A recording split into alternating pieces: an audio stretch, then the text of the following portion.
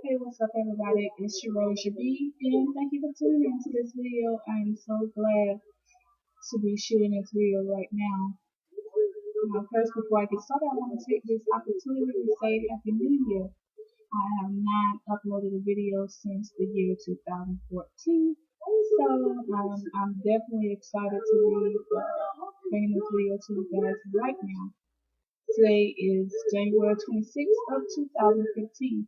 Now, I haven't been releasing any videos because I just haven't been inspired lately to release any new videos. All the activity that's been going on in Hollywood and amongst the celebrities, it's nothing really new. So I haven't really been inspired to shoot any videos concerning any of that normal stuff that I would do.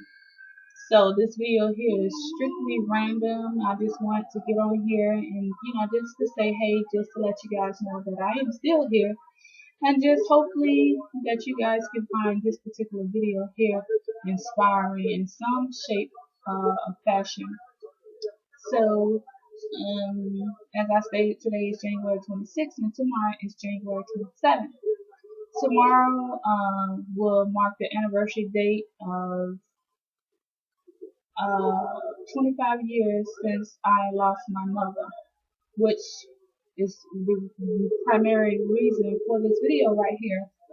Is because I wanted to kind of give you guys an intimate heart to heart with me right now. Just straight from my heart and just something that's so dear to me. My relationships, and hopefully I can help you with some of your relationships and just inspire you in some kind of way. So hopefully this video is helpful. If so, thumbs up. If not, let me know down below or dislike. But I hope that you do find it interesting in some kind of way. With that being said, as I stated, my mother has been deceased for 25 years. She died when I was 9 years old, and I am now 33. I'll be 34 next month. So make sure to get me your gifts before February the 5th. Give me my gifts before my birthday. Alright? I like diamonds and all that good stuff. But on a serious note, I know it's hard in life to keep moving and to find that proper or that one thing that empowers you to keep moving or to want to experience some type of growth in your life, to want to make changes in your life for the better. Losing someone that's close to you, especially a mother, father, or just someone in general that has been a significant person in your life and played a big part in your life overall. It's hard when they're not there. It's hard to find that strength to move forward, to grow, to be inspired, to be motivated. It's hard. And I lost my mother when I was 9 years old, and that was so devastating. I lost my father when I was like 2 or 3 years old. I mean, I don't even know how old I was when I lost him, so I don't even have a relationship with him at all. I really don't even have any pictures. I probably saw like maybe 3 pictures in my whole life of my father. So I don't have a relationship with him at all. But my mother, I did get to have a little bit more time to experience her, but not enough to really experience her the way that I could have as being a teenager or later on in life, or as in my 20s or where I'm at now. It was definitely hard growing up without my mother, seeing all the Mother Days passing, seeing all the holidays passing, especially like Thanksgiving and Christmas. We was very poor. I know a lot of families say that we was poor growing up, but no, we was really poor. We couldn't even, my mother, we were so poor. It was 5 of us. I have 3 brothers and I have a sister that's deceased as well. She died the next day after my mother. So my mother died like January 27th and my sister died January 28th. So those funerals was pretty much consecutive. So losing, these people out of our lives, knowing that the closeness that we shared. My mother, she was a great cook. We didn't have, the gifts, the lavish gifts, the big houses and all those things. And when I said we didn't have it. People think that you have to be in Africa, Cuba, Haiti, to really have experienced an impoverished life. But no, I actually my mother lived in Opelousas, Louisiana. And our house was roach infested, holes in the floor. We could look up under the house and see our dogs under the house. When guests would come to the house, we would have to put rugs on the floor to it's weird that you put rugs on the floor to hide the fact that you got holes, but you can't let your guests walk anywhere because they're get their foot stuck in that hole. But we had a 2-bedroom. It was 5 of us. My older 2 brothers slept in the room. My mother and my stepfather slept in the room, and me, my next brother up, and my oldest sister, we slept in the living room on the floor. It was horrible for us to experience those things. To not have food for the whole entire month. We got government and public assistance. Back in the day when I was young, my mother used to get what they call the commodities. I don't know if you guys remember those commodity boxes where they would give you those big blocks of cheese, those dry cereal, the powdered milk and peanut butter and all that stuff. So my mother got all those different things, but yet it still was not enough. Yeah, I don't know about conditions, how they was back in the day as far as economy and jobs. No, my mother did not have a job. My stepfather really did not have a stable job. He, did odd jobs to make it work. But, my mother was dedicated to her Christian life and her religion, where she devoted her time to the church and traveling and ministering to people about the goodness of God. So, she was a strong believer in her faith, and she trusted God for our safety and for our well-being, and we got by. You know, it's not as good as it could have been if, living arrangements and financial situations was a whole lot better, but, it happened. And it happened to a lot of people. So my story is no different than any other person that experienced some type of hardship. Just imagine those horrible circumstances of not having hot water, not having food for the entire month. We probably will go through like 2 weeks of food, 2 to 3 weeks, and then the next month, maybe not next month, but the next week, probably like a week and a half or so, trying to feed 5 kids. It was kind of difficult to have food for that many people, 7 people in the household for the entire month. It was very difficult. And we were so poor, and situations were so devastating that we could not even afford new clothes. We had to depend on the church for the church members, like that had kids that was our age, or even if they was a little bit older, they would donate things to my mother. And that's what the clothes we wore.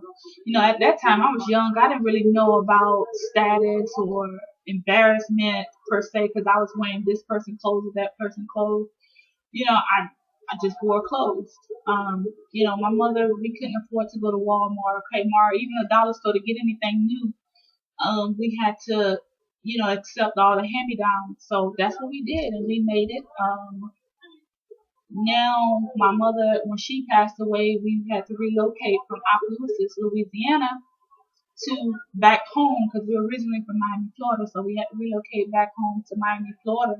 And I began staying with my grandmother. So conditions got a little bit, well, not a little bit, a lot better. Even though my grandmother wasn't rich or didn't have a nice home, she stayed in the projects just like every other, pretty much 80% of the families out there stayed in the projects. And, at least I was able to get, more nourishment, more daily food, because I was the only one that lived with my grandmother. My other brothers, they had to go to other homes and things like that with my aunts and places like that, but I was the only one that lived with my grandma because I was the youngest.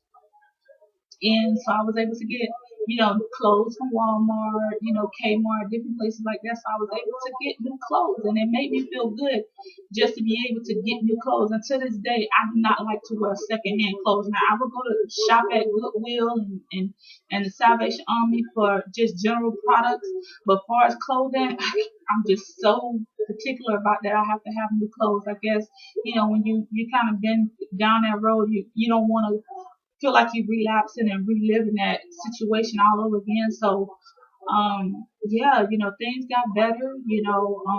My grandmother, she did the best she could with me. My grandmother had 14 kids, so had she had that raised all her kids grown, and out of 14 kids, my mother was number two. So my mother was the second.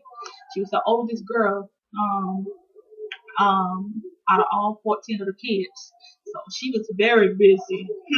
I asked her one time, like, why you got so many kids? They ain't have condoms or something, or pills or something in your day? She's like, yeah. But anyway, conditions got a lot better. But you can never feel that hole in your heart for your mother, your parent, and no matter how much people say you'll get over it, you will move forward. I mean, because that's just human nature to have to move forward, but to really just get over it where it doesn't bother you, you're gonna think about it, especially if you are not in the best of circumstances, and you have always been used to having that parent or that support system there to support you, whether it be emotionally, mentally, to just give you that encouraging words that you need, or just that pat on the back, or just inspiring all together. Just need motivation. When you don't have that there, it takes a toll on you. It does something to you, really. So it forces you to look inward, or to look in other places for your refuge. A lot of time we don't even look at ourselves first. We go to other outside sources for that comfort. Whether it's a woman, she looking for comfort in a man, looking for someone that's gonna wine and dine her and treat her like a queen and give her all these things. So she's looking for something.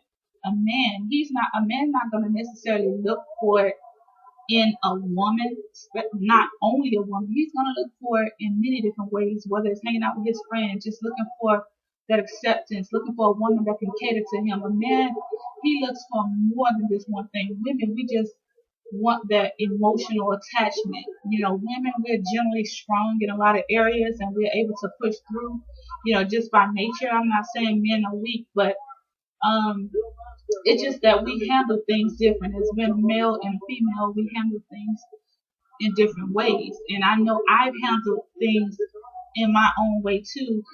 Growing up into my teenage years, dealing with the devastation of the loss of my mother. I was going down a bad road. I had the mental issues and all that, far as the hurt and not want to go on, and just not put my best foot forward, that kind of thing. All because I just could not understand. Nobody really set me down and helped me understand. And it's important when you experience some kind of devastation in your life to really understand the situation and really get it out and vent the situation, and don't just bottle it all inside, because eventually it's going to come out, and it's not going to be the way you would have put it out had you had the opportunity to just really get into it and really let it out and really talk about it and really understand. I think, like the Bible always says about understanding, get understanding. And I think when you get understanding, you feel better. You accept things better when you understand it. You have the tendency to just be so emotional and so hurt and devastated by things that you don't understand. You're frustrated. You want answers. So find those answers that you need in order to be comforted in that situation. So losing my mother, I didn't get a chance to really grieve, because I didn't understand what was happening. So as I got, older and older, 15, 16, 17, I was looking. Now that I didn't have the answers that I needed to comfort me and to understand why. And even though I grew up very spiritually with my mother, because we went to church regularly, I still didn't understand why she, had to die, or why, she wasn't there and all that, and why other young girls had their mothers and their sisters. And like I said, not only my mother, but my sister. Jeez, I mean, my sister. So I had a devastating blow back to back. And to this day, people still don't understand how that affects a young girl and a young lady, and how important it is to her growth to really have somebody in her life to just encourage her and just be there for her. Everything that I had to learn about life and relationships and all those type of things, I had to learn from my grandmother, which my grandmother was a pretty straightforward woman. She cussed. That was her thing. She raised hell. That was her thing. And it was no sugarcoating anything.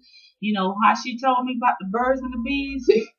It wasn't the birds and the bees. It was straight up some conversation out of some porn. I mean, that's just how she was. She was very open and honest about what she wanted to say.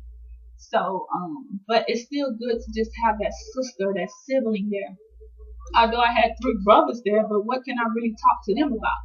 They're males. They want to talk about girls and all that, what's going on with them. So I was looking for that comfort in someone, and I started dating a guy when I was 17.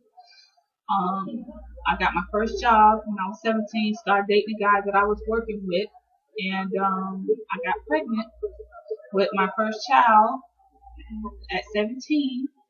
And this guy, like I said, I guess I was just searching for something, and a,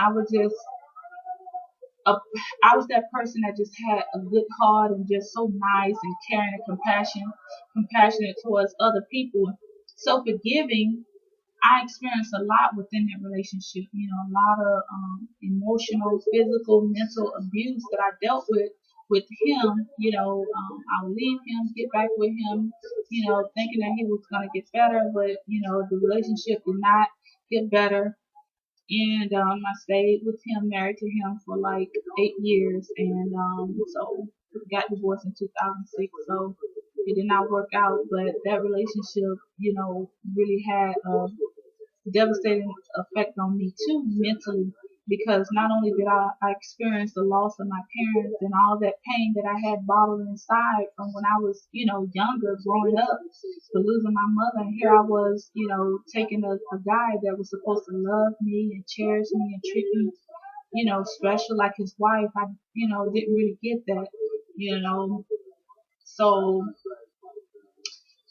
I had to find a way to process everything. So I went through some emotional times in my life after I finally divorced him. We got a divorce. I had to process everything. I had to process everything. I had to find a way to find myself. I was so lost for what I think me and him got a divorce. I was probably about 24, 25, somewhere up in there. So here I am in my 20s, mid 20s. Now I need to figure out who I am, what I want, and how to deal with these problems of not having a support system, and understanding that someone is not going to always be there to support you or to tap you on the back and say, hey, it's going to be okay, or if you need me, call me, and someone that's going to truly be there. I have always been that person that's there for everybody. When everybody go through, when they crying, they sad, I'm the person. God gave me the gift of compassion for people. But the thing is, it's not reciprocated. When I need someone, I can call them and they say that they'll be there for me. But as soon as I started talking about my problems or sad or whatever the situation may be, it's some kind of way it turns into their problem. It's never about me. Nobody ever makes the situation just about me. So knowing that, like I said, I had to find a way to find comfort and motivate myself. And I did that. Number one, I had to figure out who I was spiritually, really get myself aligned with the Supreme One. I really did have to align myself with God and really see, God, why am I here? And what am my life's purpose? What did you design me for? That's number one, getting aligned and getting centered with your with your God, and I did that. And once I got aligned and, started going to church and things like that, I really had to sit back and wait to God, show me what my purpose was. And this video is not all of spiritual and everything, and if you don't be talking about spirituality, screw you, click the video off and go somewhere else, because that's the problem in America. Everybody want to shut God out of everything, and I'm never, no matter how big a success I get, I'm never gonna turn my back on God and not say that I believe in God, because I do. But this video is not to preach to anybody. It's just to tell you, you have to get centered, because you here for a purpose. God has not created anybody just by random. Okay, just random. Even Cadillac has architecture, has been structured and engineered with the design in mind. They don't just go make random cars and all this. There's nothing random about anything that's ever created. Everything has a strict, strenuous design process, and God designed all of us with a purpose. Whether your purpose is to open a nonprofit, your purpose is to be a preacher, your purpose is to be a mentor, your purpose is to be a singer, a musician, whatever it is. So many different things that we have on this earth, we are meant to do something. And you just have to find out what that is. And once you have those things aligned in your hand, then you can go to the next level. And that is, okay, now how do I get there? Staying in meditation. I meditate a lot. And meditation doesn't always necessarily mean you just got to be praying for hours on end. Meditation is simply getting in a relaxation state, however you relax, whether it's with music, whether it's reading a book, just really being secluded, with not all the other nuisances going on, television, kids, and all that. Just really you and your time, whether you want to talk to God, and like I said, when you meditate, it's not always you on your knees praying. You can just be sitting up in the chair, having something to focus on and talking to God, or whatever. So find a way to meditate. If you want to know more about how I meditate, let me know. I will, help you out with that, because I do a lot of meditation, and it really helps me to stay focused when I can meditate and see things clear. Meditation, it helps you see things clear. It helps you think. And the most powerful tool that God has given you is your ability to make wise decisions. And decision comes from thoughts and emotions. And when you can tie everything together, you'll have great success. So yeah, in order to be motivated, you have to really, find your balance, find a way to process everything and put everything in the right order, align priorities, meditation, everything in one.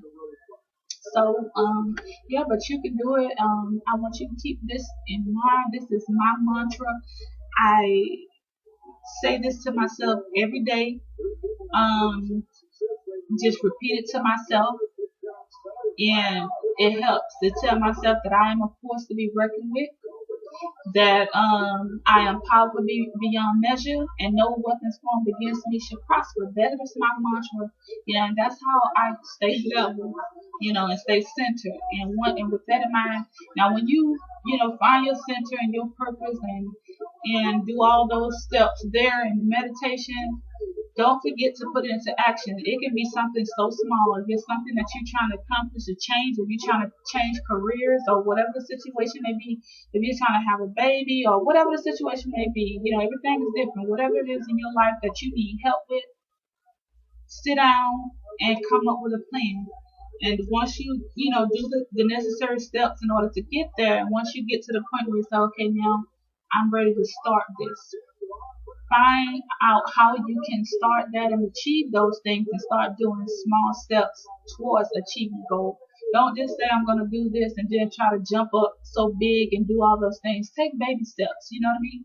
And it's not always where you need someone to approve what you're doing, because everything you do is not going to get approval from this person, that person. In the Bible, God has always dealt with a lot of people in solitude. You never really see God in the Bible just go talk to a group of people. Why? Because God want to deal with you internally, without nuisances and disturbances from other people.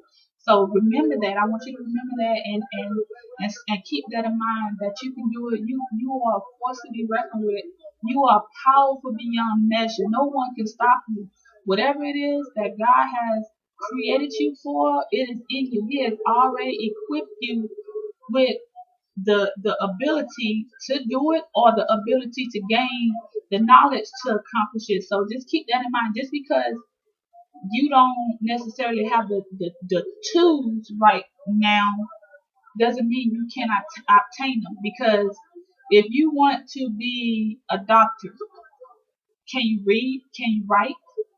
Then you can go to school and you can be a doctor. Even if you can't read or write, you probably have the determination or the desire to learn to read and write. You see what I'm saying? So God does things in a very mysterious way, and it all has a perfect plan for your life. So just remember that you can do it. You are great. You are phenomenal. If you don't hear it enough, please come to me and I will motivate you.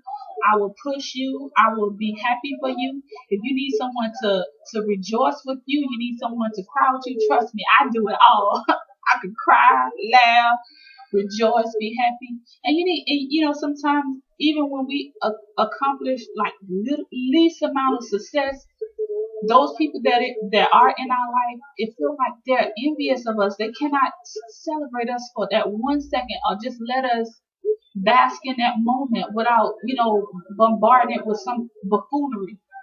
But let the haters hate. At the end of the day, God has an enemy, that's the devil, so we are going to have an adversary that's going to try to hold us back.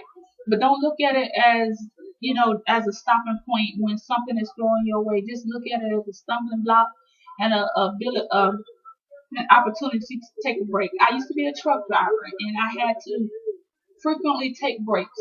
So you see it as that. You have to take breaks. If it's something that you've been trying to do, let's say you've been trying to get back in school, but you had everything in line for you to go to school, and then financial aid did not come through for you, so you had to push things back. Look at it as a time to take a break. Look at it as a time to do something else. Okay, well, while school is not going, boom, I could be working on my resume, getting some right now experience. Even if I have to volunteer once a week, getting some experience. It's always ways around everything. Things happen for us to be motivated. Some things is there to help. As weird as that may sound, is there to help excel you. Because think about it, they always say things that come easy to you, excuse me, you won't enjoy it as much as if you worked hard for it.